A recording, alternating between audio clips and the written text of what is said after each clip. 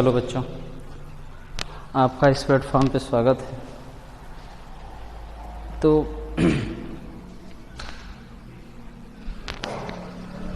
बच्चों कक्षा 9 का हम लोग फिजिक्स पढ़ रहे थे, चैप्टर गति। हमने इसमें आपको त्वरण पढ़ा रखा था और त्वरण पर एक सवाल मैंने कहा था कल एक सवाल मैं करा दूंगा आपको।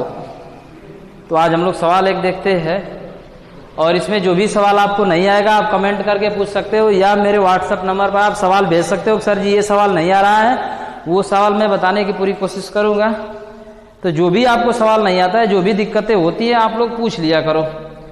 पूछते तो हो नहीं। चलो जी, सवाल मैं पहले से लिख रखा हूं। कह रहा है कि माना कि किसी गतिमान पिंड का वेग, कह रहा है कोई पिंड है और कह रहा है कि माना कि किसी गतिमान पिंड का वेग किसी क्षण पर 5 मीटर पर सेकेंड था। इसका मतलब कि कोई पिंड था और उसका वेग पहले से कितना दे रखा भैया, 5 मीटर पर सेकेंड था, है ना। इसका मतलब कि वो गति कर रहा है, यानी कह रहा है माना किसी गतिमान पिंड का वेग किसी क्षण पर 5 मीटर पर सेकेंड था। इसका मतलब बच्चों उसका जो वेग हो गया, यानी वेग लिखोगे, वेग दे रखा है वेग बराबर 5 मीटर पर सेकेंड, ये दे दिया। कह रहा है कि तथा उसके 4 सेकेंड के बाद, यानी 4 सेकेंड जैसे ही बीता तो 4 सेकेंड के बाद, यानी समय t बराबर कितना हो गया बच्चों, 4 सेकेंड। समय t बराबर हो गया 4 सेकेंड। कह रहा है कि पहले तो 5 मीटर पर सेकेंड था, यानी गति कर रहा है 5 मीटर पर सेकेंड के वेग से। फिर कह रहा है जैसे ही समय 4 सेकेंड बीता और 4 सेकेंड के बाद कह रहा है कि उसी दिशा में, जिस दिशा में चल रही थी उसी दिशा में उसका वेग कितना हो गया, 18 मीटर पर सेकेंड हो गया। तो कह रहा है कि अब वेग, यानी मान लो v1 बराबर पहले से दे रखा 5 मीटर सेकेंड, अब कह रहा है v2 बराबर, और v2 बराबर कितना हो गया, 18 मीटर पर सेकेंड हो गया। तो 18 मीटर पर सेकेंड, यानी पहले क्या कहा सवाल में कि कोई पिंड था वो तो गति कर ही रहा है। कह रहा है कि गति करते करते उसका वेग पहले था 5 मीटर पर सेकेंड, यानी 5 मीटर पर सेकेंड के वेग से वो गति कर रहा था। जैसे ही 4 सेकेंड बीता तो अब उसका वेग कितना हो गया बच्चों, 18 मीटर पर सेकेंड हो गया। तो कह रहा है कि त्वरण बता दीजिए, त्वरण कितना उत्पन्न हो गया बच्चों इस रिलेशन, यानी ए पूछ रहा है कि त्वरण कितना उत्पन्न हुआ। और हमने त्वरण की परिभाषा आपको बताया था और फॉर्मूला बताया था कि ए बराबर delta v upon delta t. A बराबर क्या होता है बच्चों, delta v upon delta t, यानी फार्मूला से अगर हम लोग लगाएंगे या वेग में परिवर्तन, जब वेग में परिवर्तन होगा वहीं पे त्वरण उत्पन्न हो जाता है। तो ए बराबर हो गया delta v upon delta t. A बराबर हुआ delta v upon delta t, और ए बराबर डेल्टा v का मतलब क्या, v2 minus v1 upon delta t, t2 minus t1, यानी 4 सेकेंड बाद। तो ये तो ठीक है। ए बराबर v2, और v2 का मान कितना 18 दे रखा है, माइनस v1 का मान कितना दे रखा, 5 दे रखा है, अपान नीचे क्या हो गया, 4 हो गया। चलो भैया घटाते हैं। तो a बराबर 18 में से 5 जाए कितना बचेगा बच्चों, 13। तो 13 बटा क्या हो गया, 4 हो गया। अगर इसे हम लोग सॉल्व करेंगे तो a बराबर कितना हो जाएगा, a बराबर हो गया 4 तिहाई 12, क्या बचा 4 तिहाई 12, 1 बचा, 0.4 दुना के 8, 4 दुना के 8, 2 बचा और 4 बचे 20, यानी 3.25 मीटर पर सेकेंड स्क्वायर। यानी कह रहा है कि उसमें त्वरण कितना उत्पन्न होगा, 3.25 मीटर पर सेकेंड स्क्वायर त्वरण उत्पन्न हो रहा होगा। यानी एक बराबर सवाल कह रहा है कि माना कि किसी गतिमान पिंड का वेग किसी क्षण 5 मीटर पर सेकेंड, यानी 5 मीटर पर सेकेंड। तो v1 बराबर पहला वेग दे रखा है 5 मीटर पर सेकेंड। कह रहा है कि 4 सेकेंड के बाद जैसे ही समय बीता, जैसे ही 4 सेकेंड हुआ उस समय उसका वेग उसी दिशा में कितना हो गया, 18 मीटर पर सेकेंड हो गया। तो v2 बराबर 18 मीटर पर सेकेंड हो गया। तो पूछ रहा है कि त्वरण बता दीजिए, और त्वरण a बराबर होता है delta v upon delta t। तो a बराबर डेल्टा v का मतलब v2 माइनस v1, t दे रखा 4 हो गया बच्चों। मान हमने जो मान दिया है वही फार्मूला में रख दोगे, सवाल का आंसर हो रहा होगा बच्चों। तो उम्मीद है आपको समझ में आ रहा होगा। अब ऐसे बहुत सारे सवाल आपके किताब में दिए होंगे। पहले सवाल तो बहुत ज्यादा सवाल कराया जाता था, सवाल देता था। आप लोग सवाल को लगाते रहिए। सवाल जो भी नहीं आता है हम कई बार आपको बता रखे हैं कि अगर जो सवाल आप लगा रहे हैं नहीं आ रहा है तो मेरे व्हाट्सएप आप लोग भेज दिया कीजिए, सर जी ये सवाल बता दीजिए। वैसे मैं अपने मन से सवाल कराऊं तो बहुत ज्यादा लंबा समय लग रहा होगा, और हमें ये नहीं पता है कि आपको कौन सा सवाल आ रहा होगा और कौन सा सवाल नहीं आ रहा। तो आप बस इतना काम कर दिया कीजिए कि मेरे व्हाट्सएप पे जो सवाल आपको नहीं आता है वो सवाल भेज दिया कीजिए, अगले दिन मैं उसका सॉल्यूशन आपको दे दिया करूंगा या बता दिया करूंगा बच्चों। तो जो दिक्कत होगा आप लोग पूछ लिया कीजिए, लेकिन पढ़ते तो हो नहीं, पूछोगे कहां से? पढ़ते तो घर पे हो नहीं, मस्ती कर रहे होगे भैया, तुम लोग घर पे मस्ती कर रहे होगे। चलो जी, अगला जो इसमें हम लोग पढ़ना था बच्चों, गति का समीकरण। क्या पढ़ना था भैया? गति का समीकरण, यानी गति के समीकरण। तो गति के समीकरण देखते हैं, गति के समीकरण, गति के समीकरण।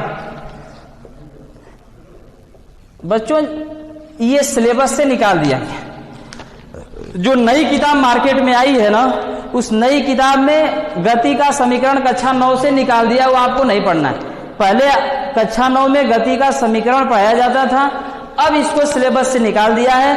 तो आप लोग बिल्कुल भी ना घबराइएगा कि अरे यार ये तो दिया नहीं, कहां से पढ़ा रहे हैं। इसका यूज है, सवाल लगाने में इसका यूज है। जो अगला चैप्टर है पूरा इसका यूज होने वाला है, तो निकाल देने से नहीं होता है। जब वहां पर यूज हो रहा होगा और डायरेक्ट मैं रखूंगा तो आपको लगेगा कि अरे यार ये तो पढ़ाई भी नहीं किए, कहां से इस पर सवाल करा रहे हैं, तो ये दिक्कत हो जाएगी। तो ये सिलेबस से निकाल दिया है, लेकिन इस पर सवाल दे रखा है, इस पर सवाल दे रखा है। तो उन सवालों को करने के लिए या अगला चैप्टर अगर इसी पर आधारित है तो उसको पढ़ने के लिए ये आपको पढ़ना पड़ेगा। तो एक हेडिंग में एक्स्ट्रा आपको पढ़ा रहा हूं बच्चों, तो आप लोग बिल्कुल भी ना घबराएं, इसको अच्छे से देखिए, अच्छे से पढ़िए। ये मत सोचिएगा कि अरे यार ये हमारे किताब में नहीं दे रखा है, तो कोई दिक्कत नहीं है, नहीं दे रखा है तो फिर पढ़ लीजिए, नुकसान करने वाला नहीं है। तो कह रहा है बच्चों कि अगर कोई पिंड है और वो पिंड गति कर रहा है, अगर कोई पिंड गति कर रहा है, तो कह रहा है किसी पिंड का वेग दिया है, दूरी दिया, त्वरण और समय दिया। कह रहा है कि अगर किसी पिंड का वेग दे रखा होगा, वेग, दूरी, समय और त्वरण, है ना। कह रहा है कि वेग पता हो, दूरी दे रखा हो, समय दिया हो और त्वरण दिया हो, तो कह रहा है कि इसको 3 समीकरण से हम लोग संतुष्ट करते हैं। 3 समीकरण के द्वारा इस चीजों को देखा जाता है। कह रहा है कि जो इसमें संबंध हम लोग देखेंगे 3 समीकरण के द्वारा, वही कहा जाता है गति के कितने समीकरण, तो गति के 3 समीकरण। अब इस सिलेबस से हटा दिया है, तो मैंने बार बार कह रहा हूं घबराइएगा नहीं कि किताब में नहीं दे रखा है, ये कहां से पढ़ा रहे हैं, इससे कोई दिक्कत नहीं है। अगला चैप्टर इस पर आधारित है बच्चों, तो मैं पढ़ा रहा हूं। तो वेग दे रखा, वेग अगर दिया हो, दूरी दिया हो, समय दिया और त्वरण दिया, और इनमें संबंध देखना है, तो गति के 3 समीकरण के द्वारा हम लोग देखते हैं। बाकी डिटेल में, पूरा डिटेल में आपको कक्षा 11 में ये पढ़ाया जाएगा, बस थोड़ा सा इसका यूज है, मैं इसको बता दे रहा हूं। तो गति के 3 समीकरण कह रहा है कि पहला v बराबर u प्लस at, v बराबर u प्लस at। दूसरा समीकरण होता है s बराबर ut plus 1/2 at square, s बराबर ut plus half at square. और तीसरा समीकरण होता है बच्चों, तीसरा समीकरण होता है v स्क्वायर बराबर u square plus 2as, v square बराबर u स्क्वायर, v स्क्वायर बराबर u स्क्वायर प्लस 2as। यानी ये गति के 3 समीकरण होते हैं। v बराबर u प्लस at, s बराबर ut plus half at square, v square बराबर u स्क्वायर प्लस 2as। जब गुरुत्वाकर्षण वाला चैप्टर हम लोग पढ़ेंगे, यही गति का समीकरण पढ़ा जाएगा, तो वहां पर इसके बारे में और चर्चा किया जाएगा। अभी के लिए इतना ही है। तो v बराबर u प्लस at, s बराबर ut plus half at square, और v स्क्वायर बराबर u स्क्वायर प्लस 2as। जहां v क्या होता है, u क्या है, a क्या है और t क्या है, s क्या दे रखा है बच्चों, तो ये आपको जानना पड़ेगा। कह रहा है कि जो u होता है, u को हम लोग प्रारंभिक वेग कहते हैं, पिंड का प्रारंभिक वेग। कह रहा है कि u क्या है, किसी पिंड का प्रारंभिक वेग है, तो ये प्रारंभिक वेग हो गया। क्या हो गया भैया, प्रारंभिक वेग, प्रारंभिक वेग हो गया। v क्या हो गया, पिंड का अंतिम वेग हो गया, अंतिम वेग हो गया। और कह रहा है बच्चों u प्रारंभिक वेग, v अंतिम वेग हो गया, a क्या हो गया, त्वरण हो गया, a त्वरण हो गया, और t क्या हो गया भैया, तो t हो गया समय, t क्या हो जाएगा, समय हो जाएगा। यस यहां रखा है, तो यस क्या हो जाएगा, विस्थापन या दूरी हो जाएगी। विस्थापन या क्या हो जाएगा बच्चों, दूरी, बात एक ही है। तो u प्रारंभिक वेग, v अंतिम वेग, a त्वरण हो गया, t समय हो गया और s क्या हो जाएगा, दूरी हो जाएगा। तो आप लोग समझ पा रहे हो, v क्या अंतिम वेग हो गया, यहां पर u दिया प्रारंभिक वेग, a त्वरण हो गया और t क्या हो गया, समय। पहला समीकरण ये था कि v बराबर u प्लस ए टी। कह रहा है कि दूसरा समीकरण यस बराबर u t plus half a t square. Yes क्या हो गया, दूरी हो गया, u प्रारंभिक वेग, t समय हो गया, a त्वरण है, t यहाँ समय है। फिर v स्क्वायर बराबर u स्क्वायर प्लस 2as, यानी v क्या हो गया, तो v अंतिम वेग हो गया, u प्रारंभिक वेग हो गया, a त्वरण और s क्या हो गया, दूरी हो गया। अब ये हमको जानना है बच्चों, ये अब हम लोग को जानना है कि v बराबर u प्लस ए टी कहां से आ गया, यस बराबर u t plus half a t square कहां से आ गया और v स्क्वायर बराबर u स्क्वायर प्लस 2as कहां से आया है। तो ये आप लोग नोट करिए, ये आप लोग नोट कर लीजिए भैया।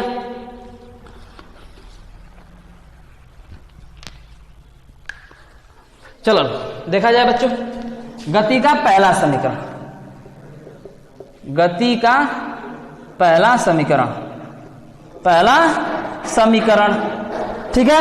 अब गति का पहला समीकरण, अब गति का पहला समीकरण दिया क्या है, तो v बराबर u प्लस ए टी। ये कैसे आ रहा है, तो जो हम लोग परिभाषा के अनुसार जो त्वरण की परिभाषा पढ़े थे, और त्वरण बराबर क्या होता है बच्चों, त्वरण वेग में परिवर्तन के समय दर को, तो वेग में परिवर्तन, वेग परिवर्तन अपान समय।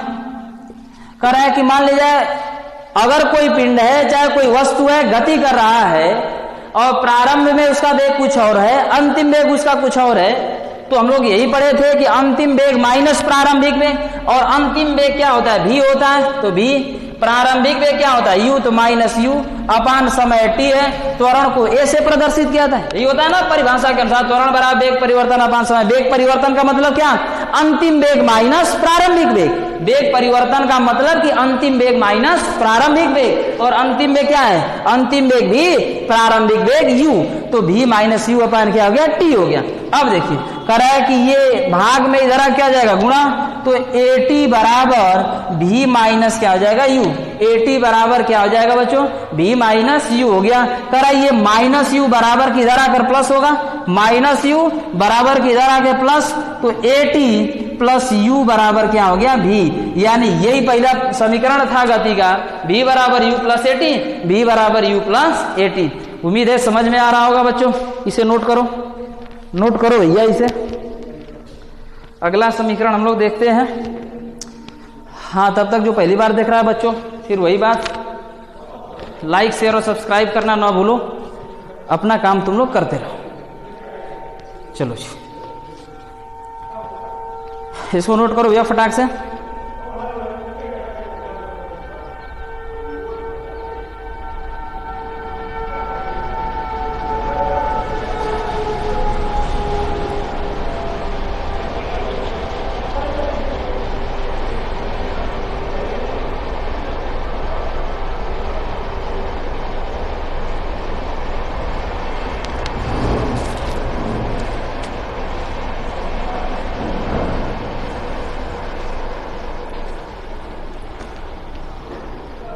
चलो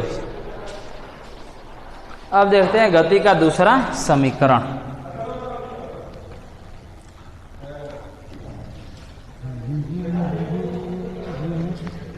तब तक आप लोग काम करिए। जो पहली बार देख रहा है बच्चों शेयर करो, जो बच्चे अभी पढ़ नहीं रहे हैं उनको बताओ कि भैया क्लास चल रहा है, पढ़ा करो, क्योंकि जब क्लास चालू होगा, स्कूल खुलेगा, तो आप लोग सोच रहे हो पुनः एक बार और पढ़ाया जाएगा, ऐसी कोई बात नहीं है। दोबारा इसको पढ़ाया नहीं जाएगा, दोबारा इसको नहीं पढ़ाया जाएगा, उसके लिए आपको अभी से पढ़ना पड़ेगा, इससे आगे ही पढ़ाया जाएगा। तो समय बर्बाद न करो, जो बच्चे सो रहे हैं उन्हें बताओ। देखो भैया, गति का दूसरा समीकरण, यस बराबर u t plus half a t square, s बराबर u t plus half a t square.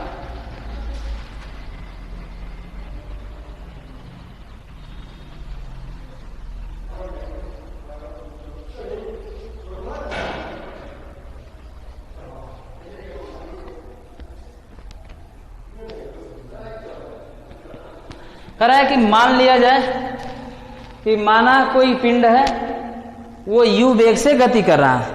कह रहा है कि माना कोई पिंड u वेग से गति कर रहा है, u वेग से गति कर रहा है। कोई पिंड है या कोई वस्तु होगा वो गति करना प्रारंभ किया और गति कर किस वेग से गति कर रहा है? तो u वेग से, क्योंकि वही प्रारंभिक वेग है। तो कह रहा है कि u वेग से वो क्या कर रहा है बच्चों? गति कर रहा है। u वेग से गति कर रहा है यानी गतिमान है ना। तो u वेग से गति कर रहा है। कह रहा है कि t सेकेंड के बाद अब t सेकेंड के बाद कह रहा है उसका वेग कितना हो गया? v हो गया। कह रहा है कि पहले तो u वेग से गति कर रहा था, अगले t सेकेंड में उसका वेग कितना हो गया? v हो गया। और कह रहा है कि उसमें त्वरण क्या उत्पन्न हो रहा है बच्चों? a उत्पन्न हो रहा है, यानी बढ़ते हुए त्वरण से, यानी धनात्मक त्वरण से गति कर रहा है। हमने आपको बताया था कि धनात्मक त्वरण किसे कहते हैं और ऋणात्मक त्वरण किसे कहते हैं। यानी जब किसी पिंड का वेग बढ़ रहा होगा तो वो धनात्मक त्वरण होगा, जब घटेगा तो ऋणात्मक त्वरण, और उसी को मंदन त्वरण भी कहा जाता है। ये आप लोग समझिएगा। तो कह रहा है कि अब तो पिंड u वेग से गति करना प्रारंभ किया ही था, कह रहा कि अगले t सेकेंड में उसका वेग v हो गया और त्वरण क्या प्राप्त हो गया भैया? a प्राप्त हो गया। त्वरण हमें a मिला। जब त्वरण a मिला इसका मतलब कि उसके वेग में कितने की वृद्धि हो गई? उसके वेग में कितने की वृद्धि हुई? तो a त्वरण की। अरे वृद्धि तो यही हो रहा है भैया t सेकेंड में, यानी t समय में उसका वेग कितना हुआ? v हो रहा है। तो क्या त्वरण उत्पन्न हो रहा है? और जो त्वरण उत्पन्न हो रहा है वही वेग में वृद्धि हो रही है। तो कह रहा है कि एक सेकेंड में पिंड में कितना वृद्धि हुआ? तो a वृद्धि हो रहा है। तो a सेकेंड में या 1 सेकेंड में कह सकते हो, एक सेकेंड में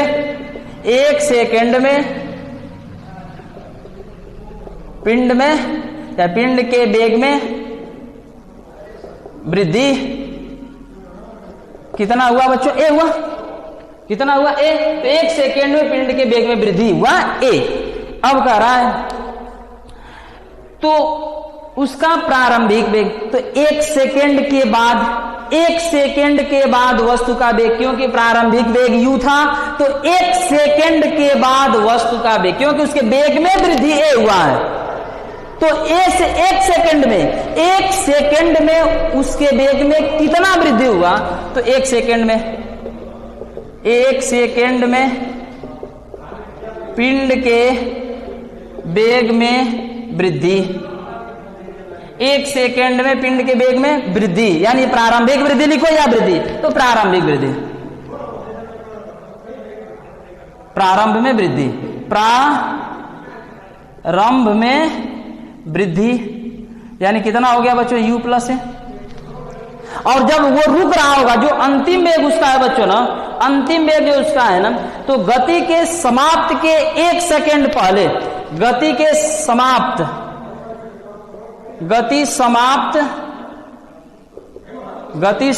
के पहले, गति समाप्त के एक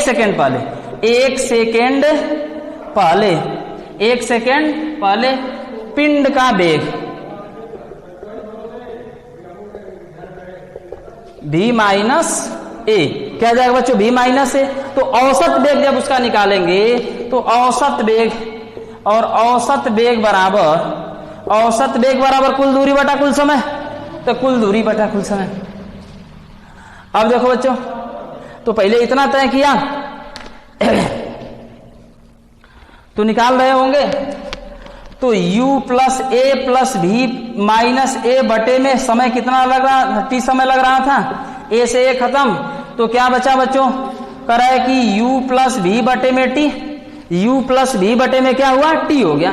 तो u प्लस v बटे में t, या अगर मैं ये बात कर दूं कि अंतिम वेग माइनस प्रारंभिक वेग, अंतिम वेग माइनस प्रारंभिक वेग, यानी औसत वेग निकालेंगे तो अंतिम वेग माइनस प्रारंभिक, दोनों को जोड़ दिया जाए तो कुल वेग अपान क्या 2 होगा। तो अगर a से a खत्म हुआ, u प्लस v अपान क्या हो गया 2, तो औसत वेग निकल गया। बोलो भाई, यहां तक किसी कोई दिक्कत? अगर कह रहा है कि t सेकेंड में, अगर पिंड जब गति कर रहा होगा तो t सेकेंड में कुछ दूरी तय कर रहा होगा कि नहीं कर रहा होगा? तो दूरी कुछ तय कर रहा होगा। तो कह रहा है कि t सेकेंड में तय की गई दूरी, तो दूरी निकालोगे बच्चों तो दूरी बराबर चाल गुणे समय, चाल गुणे समय। कितने सेकंड में, कितने समय में कहा था भैया? टी समय में। तो चाल, और चाल औसत चाल कितना दे रखा है? तो u प्लस भी अपान 2 इंटू समय। समय कितना है बच्चों? t है। ये बात आपको समझ में आ रहा है। और गति के पहले समीकरण से, गति के पहले समीकरण से v बराबर u प्लस at होता है। ये समीकरण 1 बनाओ, v का मान समीकरण 1 में रखो। तो लिखोगे बच्चों कि v का मान समीकरण 1 में रखने पर, तो समीकरण 1 में रखा जाए दूरी को यश से प्रदर्शित, तो यश बराबर, और चाल, चाल कितना दे रखा? u प्लस v अपान 2, u प्लस v अपान 2, और v का मान v plus u plus 80, v का मान u प्लस 80 गति के पहले समीकरण से। तो पहले से u है, u रहने दो, और इस v के स्थान पे क्या रखोगे? u प्लस 80 रखोगे। तो u प्लस 80 हो गया अपान 2 तो दिया ही है, इंटू t है तो रहने दो उसको। s बराबर u में u जोड़ोगे 2u हो गया, प्लस 80 हुआ, इंटू t दे रखा है, अपान क्या हो गया बच्चों? 2 हो गया। t का अंदर मल्टीपल कर दो, तो s बराबर 2ut प्लस 80 स्क्वायर हो गया। अब इतना हो गया, अपान हुआ बच्चों 2, तो यश बराबर, दोनों में भाग करोगे तो 2ut अपान 2 प्लस 1 अपान 2 80 स्क्वायर हुआ कि नहीं? 2 से 2 कैंसिल हुआ, तो यश बराबर ut प्लस हाफ 80 स्क्वायर, और गति का यही दूसरा समीकरण था। यश बराबर ut प्लस हाफ 80 स्क्वायर, यश बराबर ut प्लस हाफ 80 स्क्वायर। तो ये बच्चों उम्मीद है समझ में आया होगा। तो इसका स्क्रीनशॉट ले लीजिए, धीरे धीरे नोट करते रहिएगा। हाँ, जो दिक्कत होता है आप लोग पूछ लिया करिए, जो भी दिक्कत होता है उसको आप लोग कमेंट में पूछ लिया कीजिए, या मेरे व्हाट्सएप पे उसको भेज दिया कीजिए, मैं पूरा कोशिश करके उसको लगा दिया करूंगा। चलो जी, अगला गति का जो तीसरा समीकरण उसको हम लोग देखते हैं, इसको नोट कर लीजिए। अगला देखा जाए बच्चों,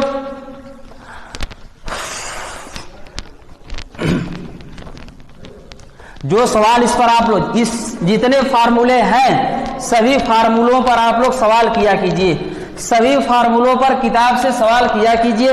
जिस सवाल में आपको दिक्कत होता है, जो भी सवाल में दिक्कत होता है, आप लोग सवाल को पूछ लिया कीजिए भैया, वो सवाल आप लोग पूछ लिया कीजिए।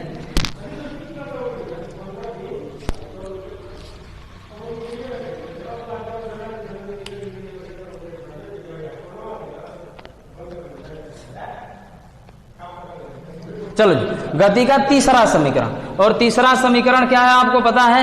v स्क्वायर बराबर u square plus 2as, v square बराबर u square plus 2as, v square बराबर u स्क्वायर प्लस 2as। ये कहां से आया? v स्क्वायर बराबर u स्क्वायर प्लस 2as कहां से आया, ये चीज हमको देखना है। तो गति का जो पहला समीकरण है बच्चों ना, गति का पहला समीकरण यानी तीसरा समीकरण v स्क्वायर बराबर u स्क्वायर प्लस 2as, और जो गति का पहला समीकरण v बराबर u प्लस, हम लोग क्या पढ़े? v बराबर u प्लस 80, बोलो भाई, v बराबर u प्लस 80, यही हम लोग पढ़े थे। तो v बराबर u प्लस 80 हम लोग पढ़े। अब इसमें क्या करना है? कुछ भी मत करिए, बस लिखो दोनों पक्षों का वर्क करने पर।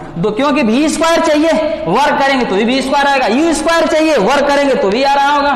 तो दोनों पक्षों का वर्ग करने पर, जब वर्ग कर रहे होगे बच्चों ना, तो इधर v स्क्वायर, इधर u प्लस 80 का होल स्क्वायर, तो v स्क्वायर बराबर a प्लस b का होल स्क्वायर का फार्मूला बनाओगे, a प्लस b के होल स्क्वायर का फार्मूला बनाओगे, तो u का स्क्वायर यानी u square plus a square t square, और प्लस क्या हो जाएगा बच्चों? प्लस हो रहा होगा 2uat, क्या हो जाएगा भैया? 2uat। और हमें लाना क्या है? v स्क्वायर बराबर u स्क्वायर प्लस 2as लाना है, और इधर v स्क्वायर बराबर u स्क्वायर तो हो गया, 2as चाहिए। और 2as कहां से आ रहा होगा आपको पता है बच्चों? यस बराबर ut प्लस हाफ 80 स्क्वायर होता है, यस बराबर ut प्लस हाफ 80 स्क्वायर होता है। ये गति का दूसरा समीकरण है।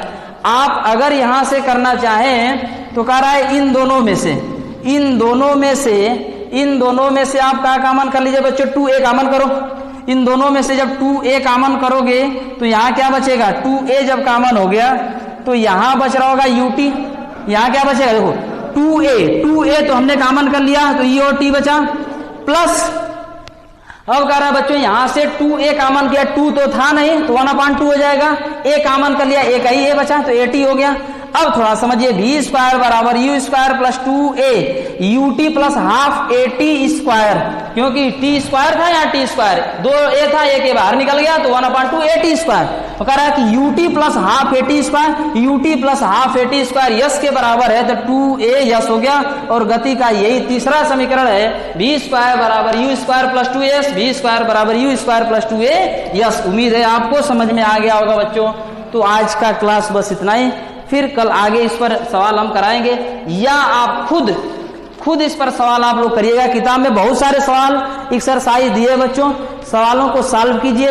जो भी दिक्कत होता है आप कमेंट में बता दीजिए, या मेरे व्हाट्सएप नंबर पर आप सवाल भेज सकते हैं कि सर जी ये सवाल नहीं आ रहा है, अगले दिन मैं वो सवाल जरूर बनाऊंगा और उसका वीडियो बना करके अपलोड कर दूंगा।